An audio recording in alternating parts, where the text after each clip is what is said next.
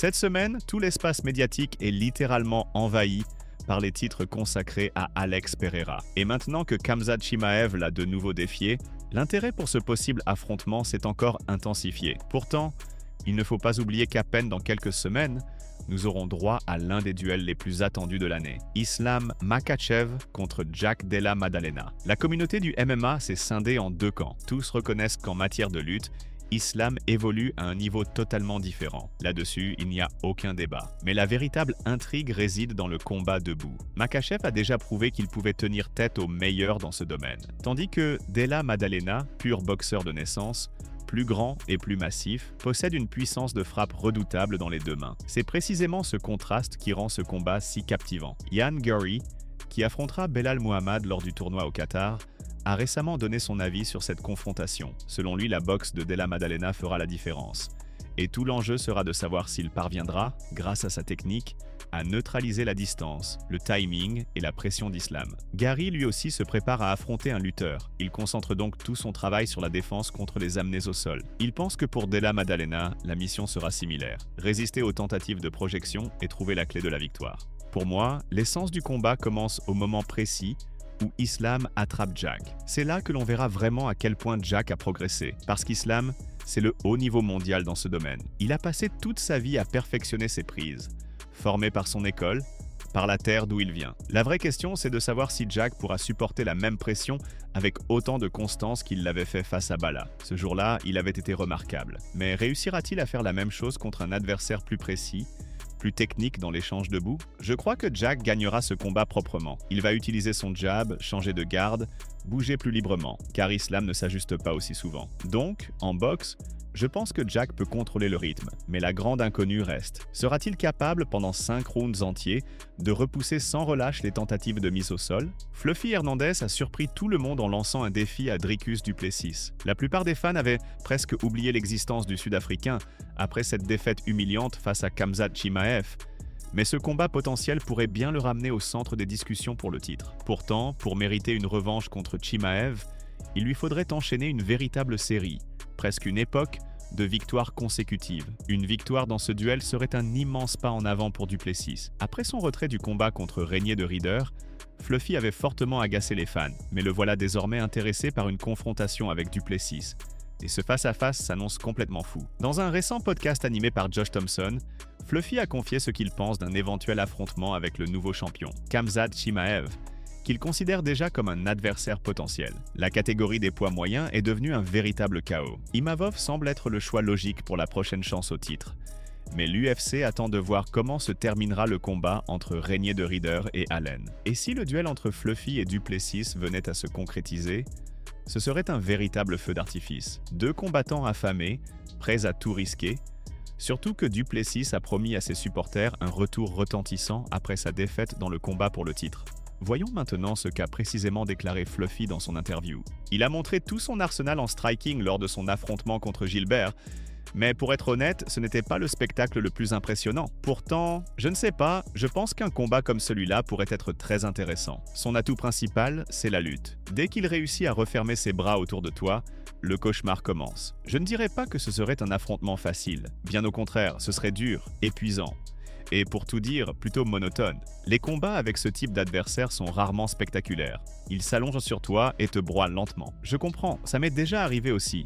Quand il ne reste plus d'énergie, ça arrive à tout le monde. Mais ce gars-là, c'est un vrai lutteur, un excellent technicien. Donc oui, je crois que ce duel pourrait être captivant. Et j'aimerais vraiment montrer au monde entier de quoi je suis capable. Peu importe qui sera mon prochain adversaire, je l'attends avec impatience. J'aimerais bien affronter DDP parce qu'il a prouvé sa valeur en tant que champion. Il a battu de nombreux combattants forts et reconnus. Le vaincre aurait une vraie signification. Ce serait un champion légitime, solide, et ce serait un plaisir de le battre. Khamzat Chimaev a littéralement explosé de colère contre Daniel Cormier, et la majorité des fans ne s'en sont même pas rendus compte lorsqu'il est récemment apparu sur la chaîne d'Alan Bekbada. L'extrait de ses propos s'est déjà propagé sur les réseaux sociaux. L'animateur lui a rappelé que Cormier avait critiqué sa performance après sa victoire face à Dricus du Plessis.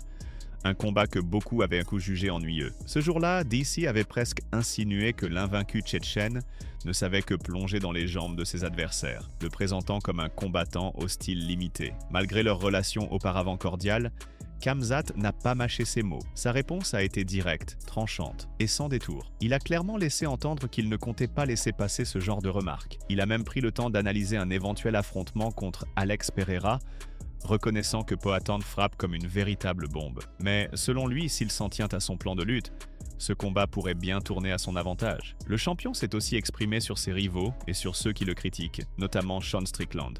Il a avoué éviter les rencontres publiques avec lui, car s'ils venaient à se croiser, la situation pourrait rapidement dégénérer. Chimaev a ajouté qu'il ne cherche pas la confrontation avec les Américains. Selon ses propres mots, il est impossible de s'entendre avec eux, car ils ont une mentalité complètement différente. Voyons maintenant en détail ce que révèle cette interview traduite du champion. Même des combattants respectés comme Cormier arrivent parfois à me surprendre par la bêtise de certaines choses qu'ils peuvent dire. Je suppose qu'ils font ça exprès, juste pour provoquer une réaction chez le public. Par exemple, DC a affirmé que Khamzat n'avait qu'une seule technique, le double leg. Et moi, je me dis, sérieusement? Comment ça? Seulement le double leg? Il fait aussi des projections depuis le clinch. Eh bien, tous les grands combattants, tu sais, ne sont pas forcément des génies. Ces gars-là ont encaissé tellement de coups pendant leur carrière que, franchement, j'ai du mal à croire qu'ils puissent analyser un combat correctement. Je ne comprends pas pourquoi il n'a remarqué que mes tentatives de double leg. Il n'a sans doute jamais regardé mes anciens combats. Dana White a lâché un véritable torrent d'informations sur le monde de l'UFC. Il a commencé par évoquer l'année complètement folle de Merab Dvalishvili. 4 défenses de titre en 2025. La 4e déjà confirmée. Il affrontera Petr Yan en décembre. Le champion ne connaît pas le repos.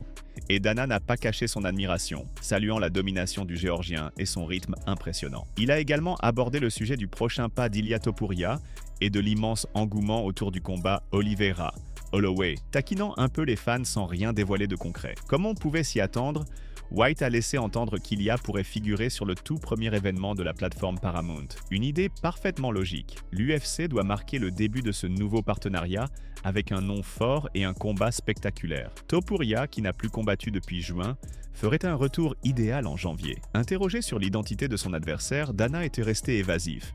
Mais le choix semble désormais se limiter à Justin Gaethje ou Paddy Pimblett. Rien d'officiel pour l'instant, mais dans les prochaines semaines, tout deviendra plus clair. Et quel que soit le duel retenu, l'affrontement promet des étincelles dans la cage. Les médias espagnols affirment que Gaethje est le plus proche d'obtenir une chance au titre, mais plusieurs initiés, y compris des combattants de l'UFC comme Arman Tsarukyan, suggèrent une autre piste. Voyons maintenant plus en détail ce que révèle l'interview de Dana White. C'est fou, non? Imaginez Merab entrer dans la cage? Moi, j'adore ça. Il y a à peine 10 jours, et le voilà déjà prêt à se battre pour la ceinture. Je l'avoue, il m'a fallu un peu de temps pour vraiment l'apprécier, mais maintenant, je suis complètement de son côté. J'aime son état d'esprit. Il veut devenir le premier à défendre son titre autant de fois en une seule année. Quand on regarde ce qu'il a accompli, la manière dont il a prouvé sa valeur, et la façon dont il se comporte comme un vrai champion du monde. C'est impressionnant. Aujourd'hui encore, on travaillait sur les matchs à venir, et on a commencé à préparer le tout premier événement sous la bannière Paramount.